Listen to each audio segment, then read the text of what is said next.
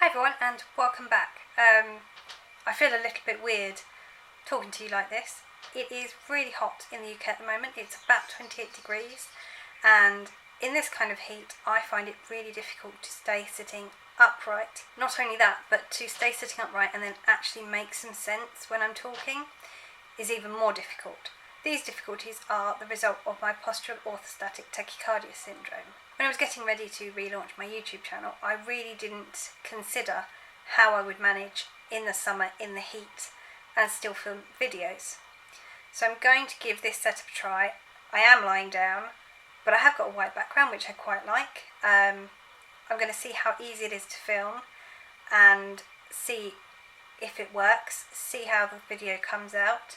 And you may have quite a few of this kind of setup of video during the summer as a result. I figured it was much better for me to film content and still have things coming out, still be able to talk to you guys, and show you one of the ways I actually manage my symptoms rather than just disappear for 3 or 4 months and then come back again in the autumn. But then the difficulty in autumn and winter is that lighting is really problematic for my migraines. So actually, if I didn't take little steps like this to make things a little bit easier, I would never get anything done. Today I'd like to share with you the products I have hit pan on. Now some of these products I don't feel I'm going to be able to show in their entirety because I have a Project Pan post up on my blog today. So if I can't show you what it is, it's because it's actually part of my Project Pan, and I will leave that post linked for you so you can go and see how my progress is doing. But I will try and show you the shade, but not where I am with the product. I have 3 Maybelline colour tattoos that I've hit pan on. The first is On and On Bronze, which is a lovely mid-tone brown colour. This is a shade that's really easy to wear. It looks beautiful on its own, smudged out in the crease, or you can build it up and add more intensity and get sort of a not quite two-toned, but different depths to really shade the eye. I'm loving reaching for this at the moment because it is just a quick swipe over and you're done, and that's exactly what I need when my energy is really low. The second Maybelline colour tattoo I have hit pan on is Pink Gold. Now, I liked this eyeshadow so much that I bought a second one, not so much as a backup, but to keep at my parents'. I kept a small makeup bag so that when I travelled to my parents', everything apart from mascara was already waiting for me at home, and I duplicated some of my favourite products. And that was great, it worked really well, but I don't visit my parents as much anymore, so I've ended up with 2 of the Maybelline colour tattoos. I'd hit pan on it without trying, but now I'm trying to use up this one so that I don't have 2 of the same thing in my collection. And the last Maybelline colour tattoo I hit pan on is Eternal Gold. This was one that I actually added specifically into a Project Pan because I found the colour a little bit patchy, a little bit gritty almost. So I wanted to actively work on using it up, and I found a nice combination that worked with a Rimmel brown cream shadow in the crease, and the brown cream shadow creased really badly on me on its own, but on top of the Maybelline colour tattoo it worked really nicely. So it was a lovely golden brown option for a quick summer look. I'm going to continue to try and use this one up, but I don't think I'll be repurchasing it. It's not quite as stark gold as I think it's 24 karat gold, but it's still a little more golden than I tend to reach for. There's a new shade that is more champagne-y gold that I think I'll be picking up when this one's finished. If you want to see the progress of the other 2 Maybelline eyeshadows, head on over to my blog post. Sticking along the eyeshadow theme, I have well and truly hit pan on the top shade of the number 7, I can't even remember what this trio is called. So I've used up all around to there. However, I have stopped using this brow bone highlight shade because it has got a little bit of shimmer in it, and I've moved on to preferring matte shades. However, I absolutely love this taupey grey shade, and I think I can get some use out of the top one later on. So I'm going to work through this shade and try and work through this shade. I'm going to leave this one and call it done once I've finished these two up. I really used to like wearing this on my brow bone and then this in the crease with pink gold. I liked how the colours looked together. And so I picked up the Soap and Glory Lid Stuff shade in What's Nude to keep at my parents' when I had a small makeup bag at my parents', and actually the colours are very similar. I can't repurchase the number 7, they've changed the formula, and it's now got things I'm allergic to in, but I don't need to because the Soap and Glory has very similar shades and actually has got a matte highlight, which is more what I like at the moment. And I have to really apologise because I feel like I'm still tripping over my words despite being laying down, so if I'm not able to edit some of it out, then I'm really sorry in advance. And we are losing the flower hair clip because that's really digging into my ear and hurting. My last two eyeshadows are from Bobbi Brown. The first one I hit pan on is Ivory. This was a shade that I wore on my wedding day. In fact, this is the palette that I wore on my wedding day, although I didn't wear this one up here. I really like this as a brow bone shade. However, I have also hit pan on Bobbi Brown's Bone. Now initially I struggled with this shade. I was trying to use it as a brow bone and it was just coming off a bit too yellow for my skin. And then I tried using it with a fluffy brush. So this is the Sigma E25, similar to, I think it's the MAC 217.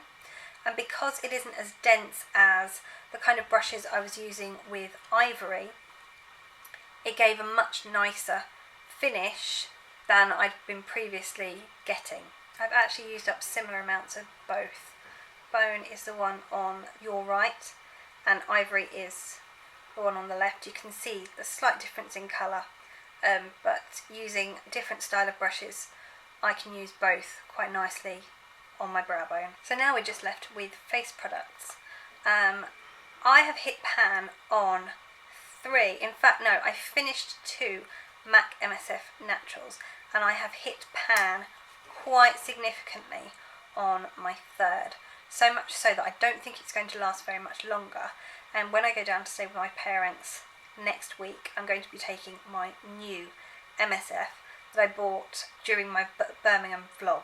So you can see that there really is very little left of this, it's just round the corners. Now the MAC MSF Natural is my go-to base. I use it with a Real Techniques buffing brush and it gives just the right amount of coverage for me. I use Light Plus and I don't need a lot of coverage. I'm very lucky in that respect. Now despite loving my MAC MSF, I had a moment where I wanted to find something less expensive that was going to do the job just as well. And I should have realised that that's just not going to happen. I picked up the B Set Sheer Finishing Pressed Powder.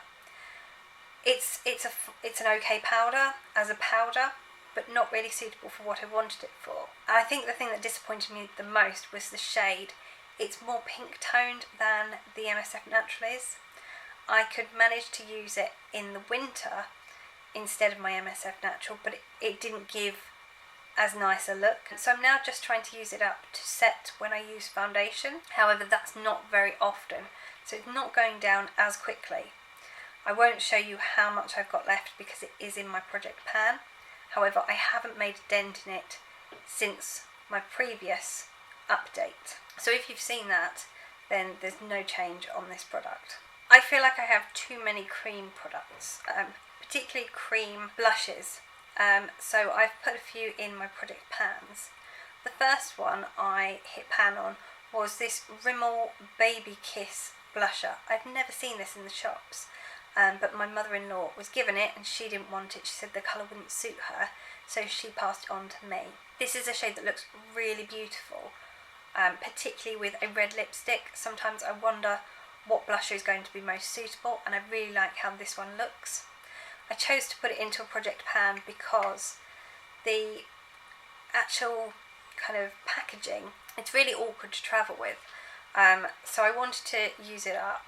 The top comes off really easily. It's not staying on at all. So I wanted to use it up, get the most out of it and enjoy it, make it into my cream products and leave the products that were actually going to be suitable for travelling. The second blusher that I hit pan on is NARS Penny Lane. Now I am really sad this isn't being sold anymore by NARS. It has been discontinued. I'm going to try and give you an idea of the colour. It's absolutely beautiful. It goes with so many things. It's a great neutral option, but they've stopped selling it. They're not selling their cream blushes anymore. I'm hoping to find a dupe in a powder version for when I finish this up. I actually bought this as a present for a friend, and when I saw the shade on the NARS counter, I fell in love with it. I got hers, went away, had coffee, and then it just kept calling my name. It was drawing me back to it. So I went and picked one up for myself, and I'm so glad I did. And then the last product I've hit pan on is a bronzer. This is the Rimmel Sun bronzer, and I chose to put this in a project pan because, again, it's a packaging issue. The packaging has broken. I've just hit pan, I don't know if you can see, there. I think this product is past its best, but it is a lovely colour, particularly for those who are pale. I have the shade Light Matte.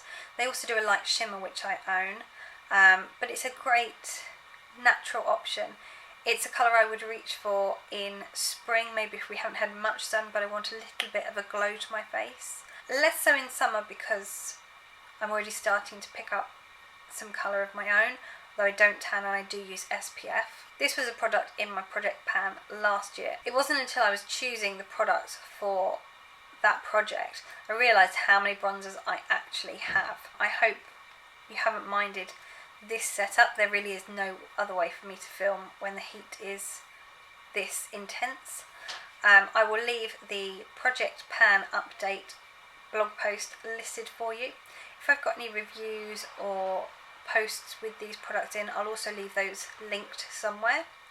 I would love to know what products you have hit pan on, or what products you'd like to hit pan on. When I'm back on my medication and wearing makeup a bit more regularly, I'd really like to join in with the Pan That palette. I have got an eyeshadow palette in mind. I have so many eyeshadow palettes and it is something I really love, but it can feel a little bit overwhelming with so much choice. So I'd like to have an option where for the week, that's my palette, that's what I'm going to use to get ready for a day-to-day basis, and then I'll use something else on the weekend to get some variety and to enjoy the rest of my products. I feel like working on one palette for an everyday look will make it so much quicker and easier to get ready, rather than kind of having to decide what kind of eye look I want, which palette I'm going to use. So I'm really excited to try that once life gets a little bit more back to normal for me. I'd love to know what you're working on using up and what you'd like to hit pan on. Thank you very much for watching. Bye!